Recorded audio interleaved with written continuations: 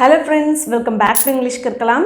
இன்னைக்கு நம்ம வீடியோல ஒரு லாங் சென்டென்ஸ் எப்படி இங்கிலீஷ்ல சென்டென்ஸ் மேக் பண்ணலாம் அப்படிங்கறத பார்க்கலாம். நீங்க இன்னும் இங்கிலீஷ் கற்கலாம் சேனலை சப்ஸ்கிரைப் பண்ணாம இருக்கீங்கன்னா சப்ஸ்கிரைப் பண்ணிட்டு பெல் ஐகானை கிளிக் பண்ணுங்க and வீடியோ பிடிச்சிருந்தா ஒரு லைக் பண்ணுங்க. and வாங்க வீடியோக்குள்ள போலாம். Let's see the first sentence. ஆசிரியர் வகுப்பறைக்குள் நுழைந்த பொழுது நான் என் நண்பருடன் பேசிக்கொண்டு இருந்தேன்.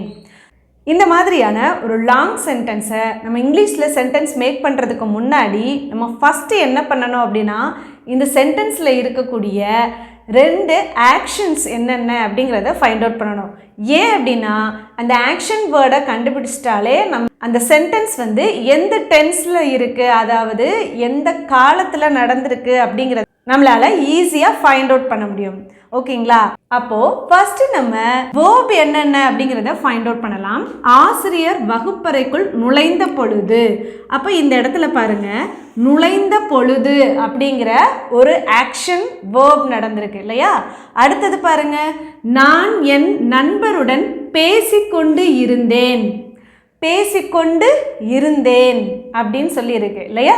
ஸோ இப்போ இந்த ரெண்டு ஆக்ஷன் வேர்டையும் பார்த்தா நம்மளுக்கு என்ன டென்ஸ்ன்னு தெரியுது? நுழைந்த பொழுது பேசிக்கொண்டு இருந்தேன்.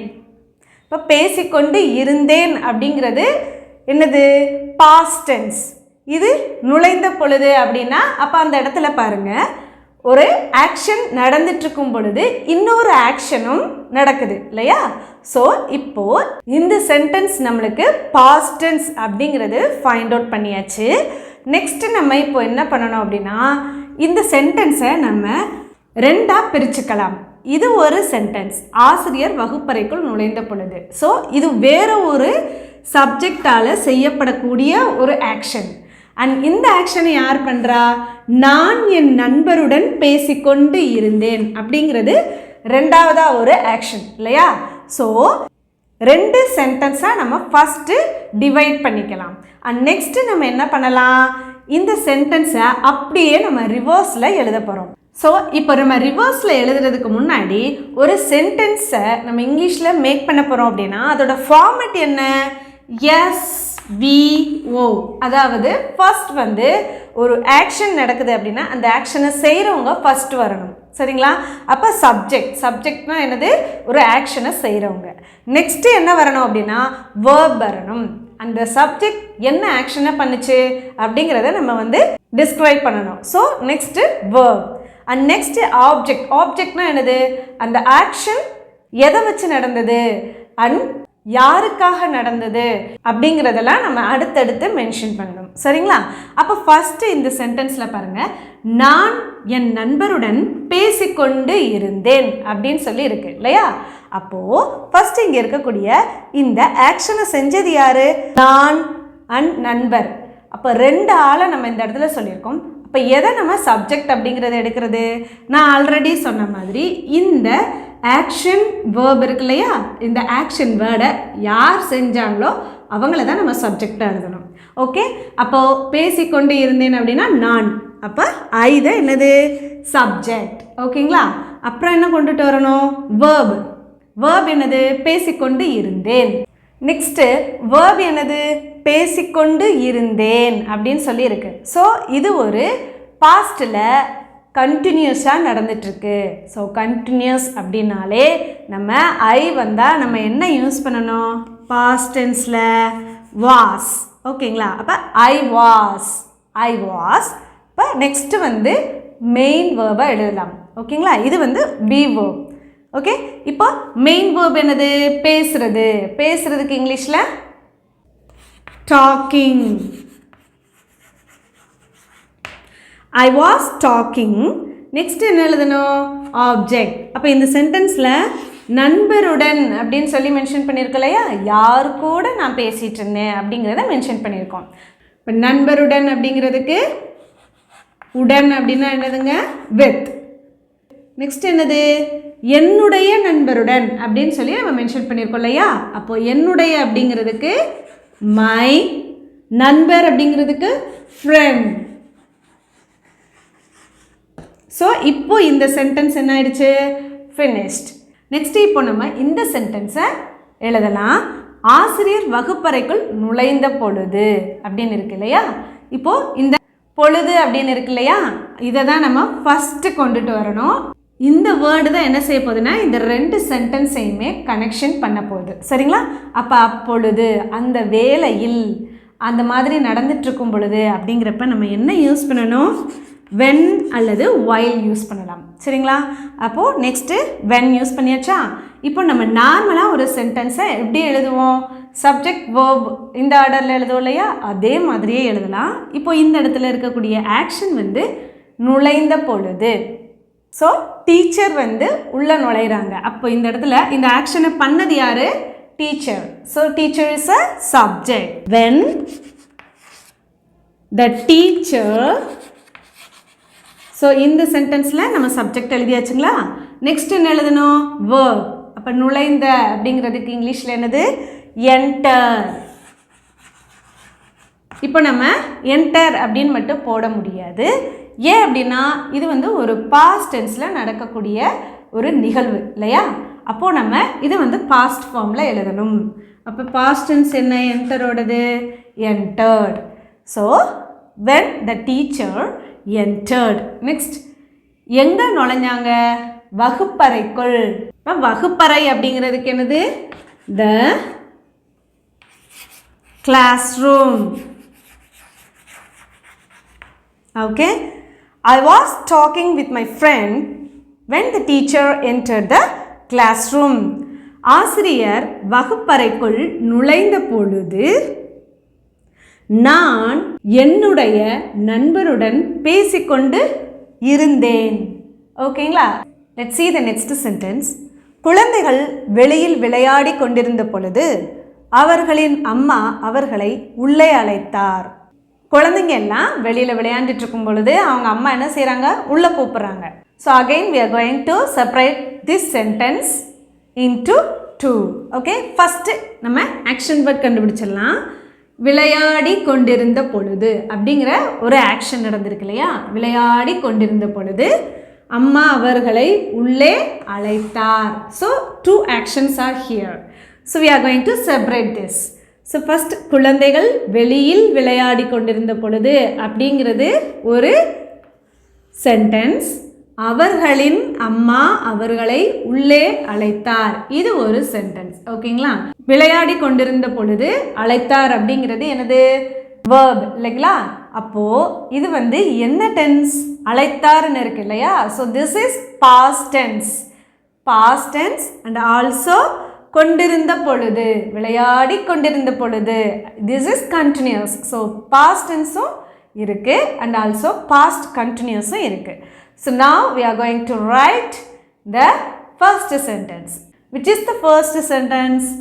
செகண்ட் ஒன் இருக்கிறத நம்ம என்ன செய்ய போகிறோம்?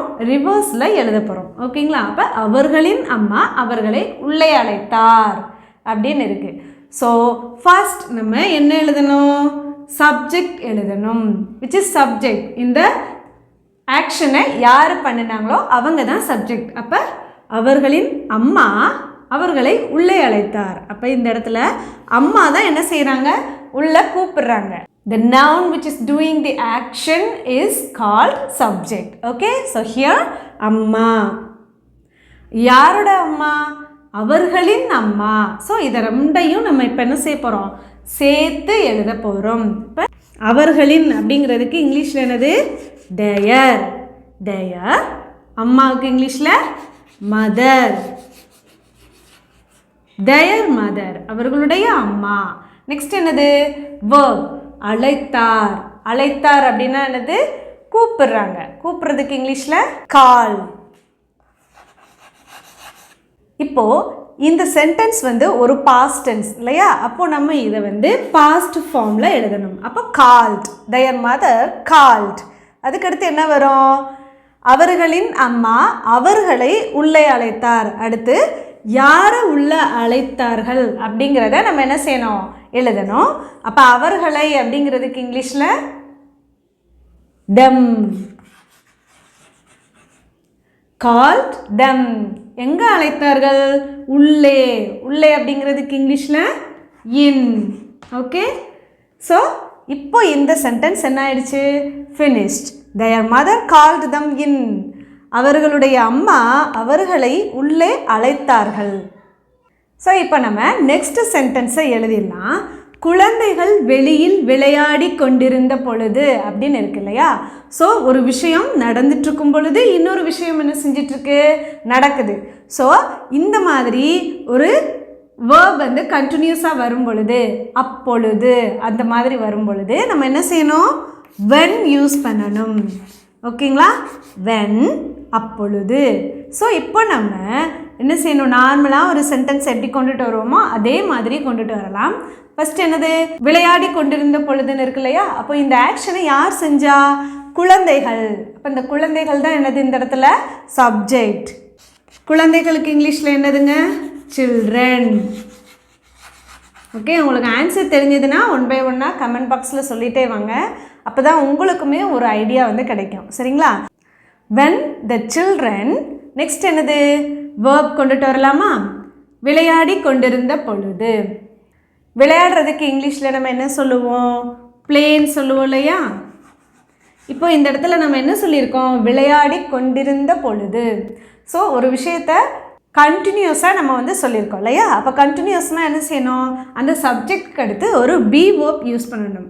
இந்த இடத்துல நம்ம வேர் யூஸ் பண்ணணும். எதுக்காக வேர் யூஸ் பண்ணணும், because this is past tense and children அப்படிங்கிறது என்னது, ப்ளூரல் ஃபார்ம். சரிங்களா? Child is a singular, children is a plural form. So we are going to add were. Were அப்படின்னா என்னதுங்க, இருந்த பொழுது, இருந்த பொழுது. ஓகே, ஸோ இப்போ மெயின் வெர்போட நம்ம இப்போ என்ன செய்ய போகிறோம், ஐஎன்ஜி ஆட் பண்ணணும். ஓகே, அப்போ when the children were playing. அடுத்து அவங்க எங்கே விளையாடிக்கிட்டு இருந்தாங்க அப்படிங்கிறத நம்ம மென்ஷன் பண்ணணும். ஸோ வெளியில் அப்படின்னு இருக்கு இல்லையா? அப்போ வெளியில்னா என்னது, அவுட் சைட்.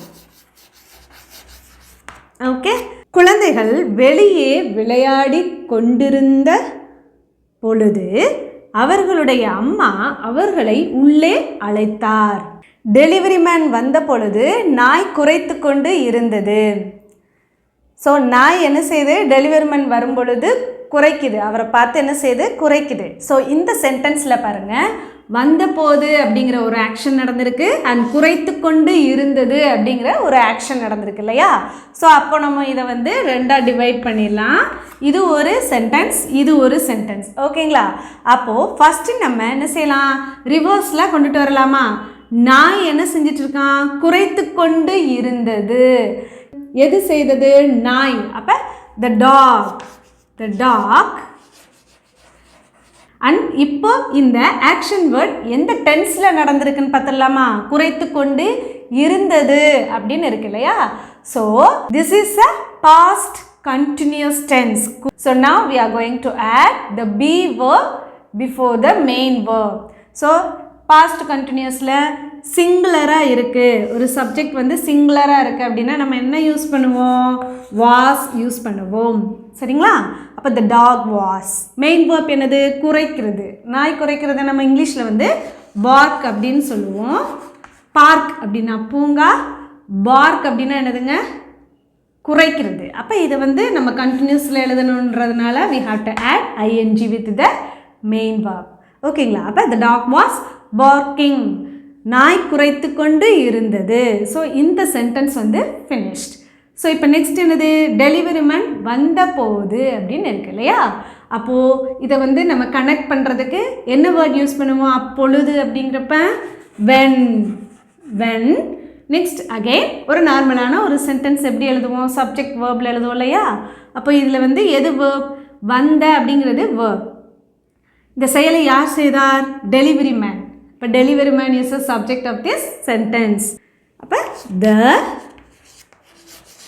Delivery man. இப்போ வந்த அப்படின்னு இருக்கு இல்லையா?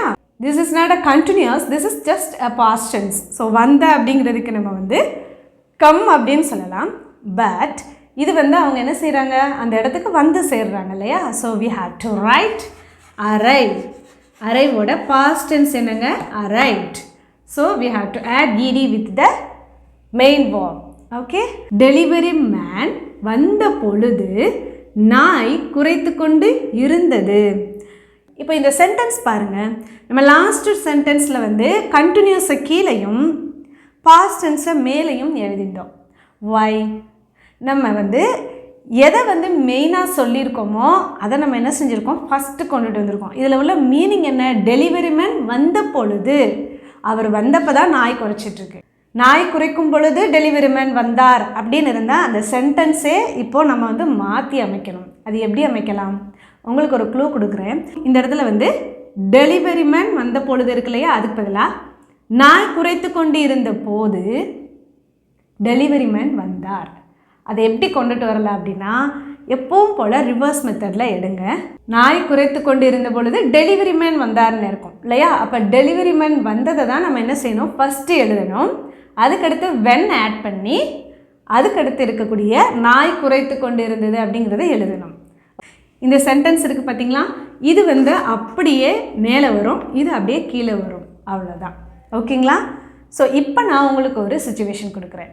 நான் படித்து கொண்டு இருக்கும் பொழுது எனது அம்மா என்னை அழைத்தார். இதை எப்படி நம்ம எழுதலாம், இது உங்களுக்கான ஒரு சின்ன ஹோம்ஒர்க். இதோட ஆன்சரை கமெண்ட் பாக்ஸில் சொல்லுங்கள். நான் இரவு உணவு சமைத்து கொண்டிருந்த பொழுது கதவு மணி அடித்தது. கதவு மணி அப்படின்னா என்னது, டோர் பெல். ஓகேங்களா. ஸோ இப்போ பாருங்கள், இப்போ இந்த சென்டென்ஸில் சமைத்து கொண்டு இருந்த பொழுது அடித்தது, கதவு மணி அடித்தது அப்படிங்கிற 2 ஆக்ஷன்ஸ் நடந்திருக்கு. So we have to separate the 2 sentences. Okay, 2 சென்டென்ஸாக நம்ம இப்போ செப்பரேட் பண்ணியாச்சு. Next we have to find out the tense of the sentence. Okay, இப்போ சமைத்து கொண்டிருந்த பொழுது அடித்தது அப்படின்னு இருக்கு இல்லையா, கதவு மணி அடித்தது. So this is a past tense and this is past continuous tense. Okay, so இப்போ நம்ம ரிவர்ஸ் மெத்தடில் ஃபர்ஸ்ட் என்ன செய்ய போகிறோம், இதை எழுத போகிறோம். கதவு மணி அடித்தது. கதவு மணி அப்படிங்கிறதுக்கு இங்கிலீஷில் என்னதுங்க, the door bell. Okay, door bell. Next என்னது, verb, அடித்தது. இப்போ இந்த இடத்துல மணி அடித்தது அப்படிங்கிறதுக்கு நம்ம இங்கிலீஷில் வந்து ரிங் அப்படின்னு சொல்லுவோம். ரிங்கோட பாஸ்ட் ஃபார்ம் என்னது, rang. ஓகேங்களா, the door bell rang, கதவு மணி அடித்தது. இப்போ இந்த sentence finished. So now we are going to write this sentence. நான் இரவு உணவு சமைத்து கொண்டு இருந்த பொழுது அப்படின்னு இருக்கு இல்லையா, அப்போ அப்பொழுது அப்படிங்கிறதுக்கு என்னது வரும், when. நெக்ஸ்ட் என்னது, சப்ஜெக்ட். இந்த செயலை யார் செய்தார், நான். நான் அப்படிங்கிறதுக்கு இங்கிலீஷில் I. இப்போ இது ஒரு past continuous. So we are going to write the be verb of this sentence. Okay, அப்போ I வந்தால் நம்ம என்ன செய்யணும், past continuousல was. Next main verb என்னது, சமைத்து கொண்டு இருந்த பொழுது. அப்போ சமைக்கிறதுக்கு இங்கிலீஷில் cook. ஸோ குக்கோட நம்ம இப்போ என்ன செய்யணும், ing ஆட் பண்ணணும். Okay, because of this continuous tense. Okay, when I was cooking, என்ன சமைச்சிட்டு இருந்தேன், இரவு உணவு. இரவு உணவுக்கு இங்கிலீஷில் டின்னர். நான் இரவு உணவு சமைத்து கொண்டு இருந்த பொழுது கதவு மணி அடித்தது. இப்போது இந்த சென்டென்ஸை நீங்கள் தான் ட்ரை பண்ண போகிறீங்க. நான் வந்து உங்களுக்காக இதை ஸ்லோவாக சொல்கிறேன். இப்போ நான் உங்களுக்கு அந்த மெத்தட் என்ன அப்படிங்கிறத சொல்கிறேன். நீங்கள் இதுக்கான ஆன்சரை கரெக்டாக ஃபைண்ட் அவுட் பண்ணுங்கள், பார்க்கலாம். ஃபஸ்ட்டு நம்ம என்ன மெத்தட் பார்த்தோம், ஒரு சென்டென்ஸ் லாங் சென்டென்ஸாக இருக்குது, அதில் 2 ஆக்ஷன் நடந்துச்சுன்னா நம்ம என்ன செய்யணும், அந்த 2 சென்டென்ஸையும் செப்பரேட் பண்ணணும். பண்ணிட்டீங்களா? நீங்களும் அப்படியே என் கூடவே ட்ரை பண்ணிகிட்டே வாங்க. அவன் டிவி பார்த்து கொண்டு இருந்த பொழுதுன்னு இருக்கான். ஸோ நீங்கள் கரெக்டாக கண்டுபிடிச்சிருப்பீங்கன்னு நினைக்கிறேன். நெக்ஸ்ட்டு வந்து அதில் இருக்கக்கூடிய ஆக்ஷன் வேர்ப் என்ன, பார்த்து கொண்டு இருந்த பொழுது அடுத்து அழைத்தார் அப்படின்னு இருக்குது இல்லையா. அப்போ 2 ஆக்ஷன் இருக்குது. ஸோ இந்த 2 ஆக்ஷனும் என்ன டென்ஸில் நடந்திருக்கு அப்படிங்கிறத நீங்கள் ஃபைண்ட் அவுட் பண்ணியிருப்பீங்கன்னு நினைக்கிறேன். நீங்கள் ஃபைண்ட் அவுட் பண்ணது கரெக்டு தான். This is a past tense and this is past continuous tense. ஓகேங்களா. ஸோ இப்போ நம்ம எந்த சென்டென்ஸை ஃபஸ்ட்டு எழுதணும், அவனுடைய அம்மா அவனை அழைத்தார் அப்படிங்கிறது தான் ஃபஸ்ட்டு வரும் இல்லையா. கண்டிப்பாக நீங்கள் கரெக்டாக கெஸ் பண்ணியிருப்பீங்கன்னு நினைக்கிறேன். அப்போது நம்ம இப்போ ஃபஸ்ட்டு சப்ஜெக்ட் எழுத போகிறோம். சப்ஜெக்ட் என்ன அப்படிங்கிறத ஃபைண்ட் அவுட் பண்ணிட்டீங்களா? இப்போ இதில் அவனுடைய அம்மா இது 2 சேர்த்து வரும். ஓகேங்களா. ஏன் அப்படின்னா அழைத்தாருன்னு இருக்கு இல்லையா, இந்த ஆக்ஷனை யார் பண்ணா, அம்மா செஞ்சாங்க இல்லையா. இந்த ஆக்ஷனை அம்மா தான் வந்து செஞ்சாங்க, அதுவும் அவனுடைய அம்மா அப்படிங்கிறதுனால நம்ம என்ன செய்யணும், இதை 2 சேர்த்து தான் எழுதணும். ஓகேங்களா. அப்போ அவனுடைய அப்படிங்கிறதுக்கு இங்கிலீஷில் என்னது, ஹிஸ். அம்மாங்கிறதுக்கு இங்கிலீஷில் mother, his mother. Next action word வரணும் இல்லையா? ஸோ எது ஆக்ஷன் வேர்ட்? அழைத்தார் அப்படின்னு இருக்குது. இப்போ அழைக்கிறதுக்கு இங்கிலீஷில் கரெக்டாக சொன்னீங்க, கால். இதை பாஸ்ட் ஃபார்மில் எழுதணும் அப்படிங்கிறதுனால called. Okay, so his mother called. அடுத்து யாரை அழைத்தார் அப்படிங்கிறத இங்கே மென்ஷன் பண்ணியிருக்காங்க. அவனை, அவனை அப்படிங்கிறதுக்கு him. His mother called him. அவனுடைய அம்மா அவனை அழைத்தார். ஸோ இந்த சென்டென்ஸை நம்ம இப்போ ஃபினிஷ் பண்ணிட்டோம். நெக்ஸ்ட் என்னது? அவன் டிவி பார்த்து கொண்டு இருந்த பொழுது. இப்போ நம்ம என்ன வேர்டை ஆட் பண்ணணும்? சரியாக சொன்னீங்க, when. நெக்ஸ்ட்டு இதில் இருக்கக்கூடிய இந்த ஆக்ஷனை செஞ்சது யாரு? அவன். அப்போது he. இதுக்கு அடுத்து என்ன வரணும்? மெயின் வேர்ப் வரணும். பட் இங்கே வந்து ஒரு கண்டினியூஸ் ஃபார்மாக இருக்குது. ஸோ இப்போ he வந்ததுனால பாஸ்ட் டென்ஸில் என்ன பி வேர்ப் நம்ம யூஸ் பண்ணுவோம்? was. was. Next main verb என்னது? பார்த்து கொண்டு இருந்த பொழுது. பார்க்குறதுக்கு இங்கிலீஷில் என்ன சொல்லுவீங்க? see or watch. which one will come? see அப்படின்னா என்னது? நார்மலாக இப்படி நம்ம பார்க்குறது. பட் ஒரு விஷயத்தை நம்ம கண்டினியூஸாக ஃபோக்கஸாக நம்ம வந்து பார்த்துட்ருக்கோம் அப்படின்னா we have to write watch. டிவியை பார்க்குறதுக்கு நம்ம வாட்ச் யூஸ் பண்ணணும். And ING. ஏன் நம்ம ஐஎன்ஜி ஆட் பண்ணியிருக்கோம்? Because this is a past continuous. So when he was watching, அவன் பார்த்து கொண்டிருந்த பொழுது. எதை? டிவி. So the television. அவன் டிவி பார்த்து கொண்டு இருந்த பொழுது அவனுடைய அம்மா அவனை அழைத்தார். இந்த சென்டென்ஸை நீங்கள் கரெக்டாக சொல்லியிருந்தீங்கன்னா கமெண்ட்ஸில் கரெக்ட் அப்படின்னு சொல்லி மென்ஷன் பண்ணுங்கள். எவ்வளோ பேர் கரெக்டாக சொல்லியிருக்கீங்க அப்படிங்கிறத பார்க்கலாம். மான் சாலையை கடந்த பொழுது அவள் வாகனம் ஓட்டிக்கொண்டு இருந்தாள். ஒரு மான் வந்து என்ன இருக்குது? ரோட் கிராஸ் பண்ணியிருக்கு. அப்பொழுது அவள் டிரைவிங் பண்ணிட்டு இருந்தா இல்லையா? ஸோ இப்போ நம்ம இதில் இருக்கக்கூடிய வேர்ப் என்னன்னு பார்க்கலாம். சாலையை கடந்த பொழுது அப்படிங்கிற ஒரு வேர்ப் அண்ட் ஓட்டிக்கொண்டு இருந்தாள் அப்படிங்கிறது என்னது? ஒரு verb. So this is a one sentence and this is a one sentence. ஓகேங்களா? இப்போ நம்ம இந்த சென்டென்ஸை ஃபஸ்ட்டு எழுதிடலாம். அவள் வாகனம் ஓட்டிக்கொண்டு இருந்தாள் அப்படின்னு இருக்கு இல்லையா? ஸோ இதை யார் செய்தது? அவள். இப்போ she. அவள் அப்படிங்கிறதுக்கு she. மெயின் வேர்ப் என்னது? ஓட்டிக்கொண்டு இருந்தாள். கார் ஓட்டுறதுக்கு இங்கிலீஷில் என்னது? drive. ஸோ இப்போ நம்ம this is a past continuous tense இல்லையா? அப்படிங்கிறதுனால we have to add be verb. We have to add be verb before main verb. இப்போ இது வந்து நம்மளுக்கு continuous அப்படிங்கிறதுனால நம்ம இப்போ என்ன செய்ய போகிறோம்? verb-ஓட ing ஆட் பண்ண போகிறோம். Okay, she was driving. அவள் வாகனம் ஓட்டிக்கொண்டு இருந்தாள். ஓகே, ஸோ இப்போ நம்ம இந்த சென்டென்ஸ் finished. நெக்ஸ்ட் என்னது? மான் சாலையை கடந்த பொழுது அப்படிங்கிறது இருக்கு இல்லையா? அப்போ அப்பொழுது அப்படிங்கிறதுக்கு இங்கிலீஷில் when. நெக்ஸ்ட் என்னது? சாலையை கடக்கிறது யார்? மான். மான் அப்படிங்கிறதுக்கு இங்கிலீஷில் deer. Okay, when a deer. Next verb எழுதணும் இல்லையா? கடந்த பொழுது. கடக்கிறதுக்கு இங்கிலீஷில் cross. crossோட past form crossed. Okay, எதை கடந்த பொழுது? சாலையை. அப்போ the road. ஓகே, மான் சாலையை கடந்த பொழுது அவள் வாகனம் ஓட்டிக்கொண்டு இருந்தாள். ஹோப் இந்த வீடியோ உங்களுக்கு யூஸ்ஃபுல்லாக இருந்திருக்கும்னு நினைக்கிறேன். இந்த வீடியோ பிடிச்சிருந்தா ஒரு லைக் பண்ணுங்கள். உங்களுடைய ஃப்ரெண்ட்ஸ் அண்ட் ஃபேமிலிஸ்க்கும் ஷேர் பண்ணுங்கள். தேங்க்யூ.